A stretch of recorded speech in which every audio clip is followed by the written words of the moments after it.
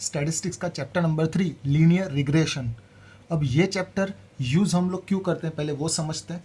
For example x and y मैंने suppose कर लिया है कि x is equal to 3, 5, 9, 8, 10 and 15 और वाई मैंने सपोज कर लिया है 100, 300, 700, 650, 800 और 790। अब फॉर एग्जाम्पल अगर इन दोनों के बीच में रिलेशन फाइंड करना होता था तो हम लोग यूज़ करते थे को रिलेशन, जो हमने पढ़ लिया चैप्टर नंबर 2 में। लेकिन अब मुझे एस्टिमेट फाइंड करना है कि फॉर एग्जांपल अगर मैं x इज इक्वल टू 20 लेता हूँ, अगर मैं x 20 लेता हूँ तो y इज इक्वल टू क्या हो सकता है, यानी उसका एस्टिमेट हम लोग कैसे फाइंड करेंगे। या तो फिर अगर मैं y इज इक्वल टू 870 ले लेता हूँ तो मेरा x क्या होगा, तो x का एस्टिमेट हम लोग कैसे फाइंड करेंगे। एग्जैक्ट आंसर नहीं मिलता, इसलिए उसको हम लोग कहते हैं एस्टिमेट। तो अगर मेरे पास x और y उन दोनों में से कोई एक वैल्यू है और मुझे दूसरी वैल्यू का एस्टिमेट फाइंड करना है तो हम लोग यूज़ करेंगे रिग्रेशन चैप्टर का। अगर रिलेशन फाइंड करना है तो को रिलेशन, लेकिन एक वैल्यू मेरे पास है दूसरी वैल्यू मुझे फाइंड करनी है तो मैं लीनियर रिग्रेशन के चैप्टर की मदद लूँगा। तो अगर मुझे y की वैल्यू फाइंड करनी है तो उसके लिए एक लाइन बनेगी, एक इक्वेशन बनेगी, उसको हम लोग कहेंगे, अगर y फाइंड करना हो तो उसको हम लोग कहेंगे y on x regression line. अगर y फाइंड करना हो तो y on x line find करने की, और अगर x की वैल्यू फाइंड करनी है तो x on y line find करेंगे, that is x on y regression equation, और रिग्रेशन लाइन कहेंगे तो भी चलेगा। यानी अगर y फाइंड करना है तो उसका जो मुझे आंसर मिलेगा उसको हम लोग कहेंगे y कैप, जिसको हम लोग कहते हैं एस्टीमेट। कैप का मतलब होता है एस्टीमेट। तो एस्टीमेटेड आंसर y का मुझे फाइंड करना है तो मुझे यूज करनी पड़ेगी y on x regression line. एक लाइन बनेगी, इक्वेशन बनेगी जिसमें फॉर्मूला आएगी, फॉर्मूला की मदद से हमें y की वैल्यू मिलेगी। अगर मुझे x का एस्टीमेट फाइंड करना है, x एस्टीमेट फाइंड करना है तो उसके लिए मेरे पास होनी चाहिए x ऑन y लाइन। यानी अगर y एस्टीमेट या तो y की वैल्यू फाइंड करनी हो जिसको हम लोग कहते हैं y कैप, यानी अगर y कैप फाइंड करना हो तो y on x line, x cap find करना हो तो x ऑन y लाइन। तो इसके लिए अलग अलग फॉर्मूला आती है जो हम लोग यूज़ करने वाले। सबसे पहले हमें जो सम्स आने वाले वो y on x regression line के सम्स आने वाले। तो इसकी फॉर्मूला क्या है, इक्वेशन क्या है, वो पहले हम लोग समझ लेते हैं।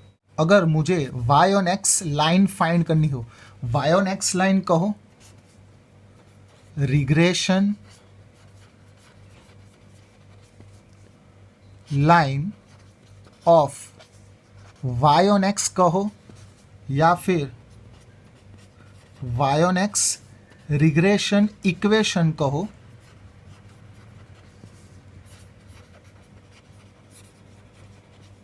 ये सबका मतलब सेम। अगर मुझे फाइंड करना है y कैप और question y on x line का हो, y on x regression equation का हो, या रिग्रेशन इक्वेशन या regression line of y on x का हो, सबका मतलब सेम। फाइंड करना है हमें y कैप, तो y कैप की फॉर्मूला है a plus b y x into x. ये इसको हम लोग y ऑन x लाइन कहेंगे तो भी चलेगा, इसको हम लोग y on x regression equation कहेंगे तो भी चलेगा। y कैप का मतलब होता है estimated value of y। y का हमें आंसर मिलता है जो एस्टिमेटेड होता है, 100% एग्जैक्ट नहीं होता। उसके बाद a को हम लोग कहते हैं intercept of regression line. A का मतलब इंटरसेप्ट, और ए की फॉर्मूला है y bar minus b y x into x bar. तो जब हम लोग y on x line find करते हैं तो पहले y आता है तो y बार, x बाद में आता है तो x बार। तो ये a फाइंड करने का रहेगा, a की formula y bar minus b y x into x bar. उसके बाद ये a मिल गया, x की वैल्यू हमें क्वेश्चन में दे दी होगी, और बी वाई एक्स को हम लोग कहते हैं regression coefficient of y on x line. इसमें एक ही फॉर्मूला में कोई चेंजेस नहीं आने वाला है, y कैप की फॉर्मूला में चेंजेस नहीं आएगा। जैसे सेकंड चैप्टर में r की फॉर्मूला बहुत सारी थी, क्योंकि r को कहते हैं कोरिलेशन कोएफिशिएंट, वैसे BYX की अलग अलग फॉर्मूला आएगी, यानी हर एक सम में हमें BYX अलग अलग फॉर्मूला से फाइंड करना है, बाकी सब सेम रहेगा। x बार का है तो x बार उसकी formula sum of x upon n, और y bar is equal to sum of y upon n। ये सभी वैल्यू हमें फाइंड करनी है, उसके बाद ये इक्वेशन में रखनी है और हमें y ऑन x इक्वेशन मिल जाएगी, that is y on x regression equation मिल जाएगी। अब BYX की अलग अलग फॉर्मूला आएगी। अब अगर हमें कोरिलेशन की फॉर्मूला याद है तो उस पर से हम लोग रिग्रेशन की फॉर्मूला अप्लाई कर सकते हैं। अगर हम लोग y ऑन x लाइन बनाते हैं तो उसमें हमें ज़रूर पड़ती है BYX की, और अगर x ऑन y लाइन बनाएंगे तो उसमें ज़रूर पड़ेगी BXY की। अब फॉर्मूला याद कैसे रखनी है, कोरिलेशन हो, BYX हो या BXY हो, ये जितने भी फॉर्मूला है सब में तीन में न्यूमरेटर सेम रहता है, sum of x minus x bar into y minus y bar. ये न्यूमरेटर और यहाँ का न्यूमरेटर सेम रहेगा।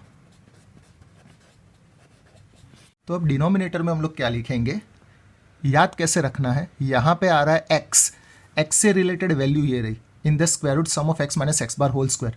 ये जो वैल्यू है उसका स्क्वायर करेंगे, जैसे इसका स्क्वायर करेंगे तो स्क्वायर रूट कट हो जाएंगे, तो बचेगा sum of x minus x bar whole square. वैसे ही यहाँ पे आ रही है y से रिलेटेड वैल्यू है ये, इसका हम लोग स्क्वायर करेंगे तो स्क्वायर रूट चला जाएगा, तो बचेगा sum of y minus y bar whole square. ये सब में ऐसा ही करना है। सेकेंड फॉर्मूला BYX की, न्यूमरेटर विल रिमेन सेम,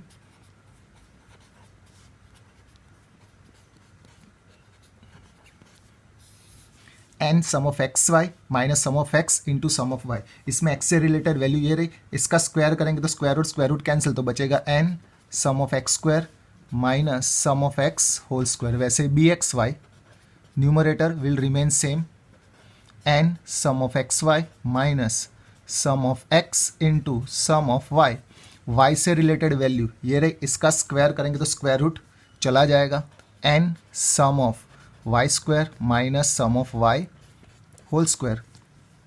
उसके बाद BYX is equal to n sum of UV minus sum of U into sum of V upon, उसके बाद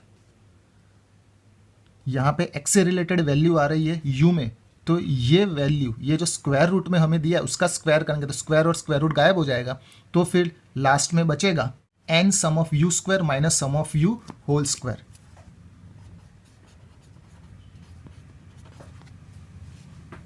वैसे ही BXY में n sum of UV minus sum of U into sum of V upon y से related value ये रही V में, इसका स्क्वायर करेंगे तो बचेगा n sum of V square minus sum of V whole square, square root cancel हो जाएगा।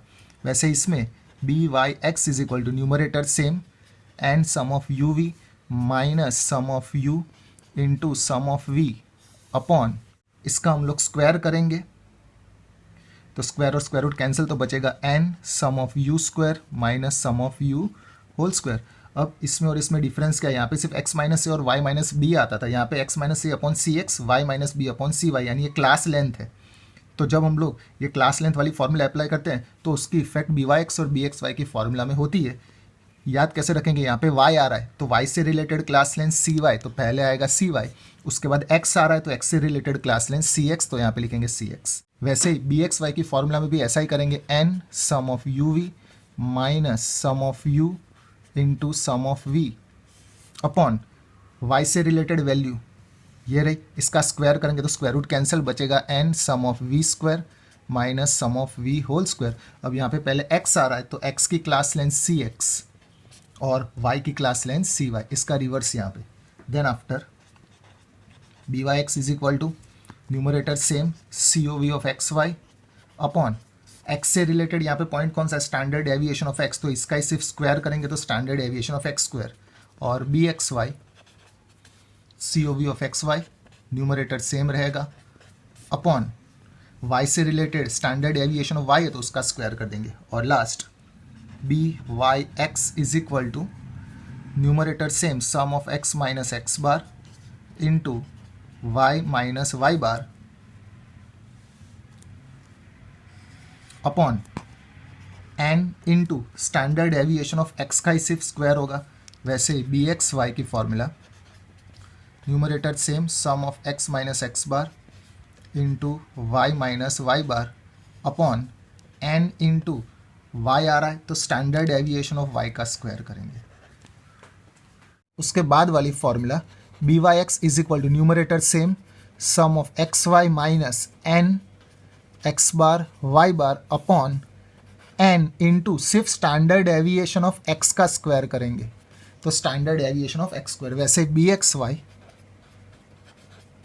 Numerator remain same sum of x y minus n x bar y bar upon n into standard deviation of y square. When r is given, जब question में correlation coefficient दे दिया है तो b y x is equal to सबसे पहले लिखने का आर इंटू पहले वाई आ रहा है तो ऊपर स्टैंडर्ड डेविएशन ऑफ वाई और बाद में एक्स है तो नीचे स्टैंडर्ड डेविएशन ऑफ एक्स, और यहाँ पे हो जाएगा उसका उल्टा B x Y is equal to are remain same, पहले एक्स आ रहा है तो स्टैंडर्ड डेविएशन ऑफ एक्स और बाद में वाई आ रहा है तो स्टैंडर्ड डेविएशन ऑफ वाई।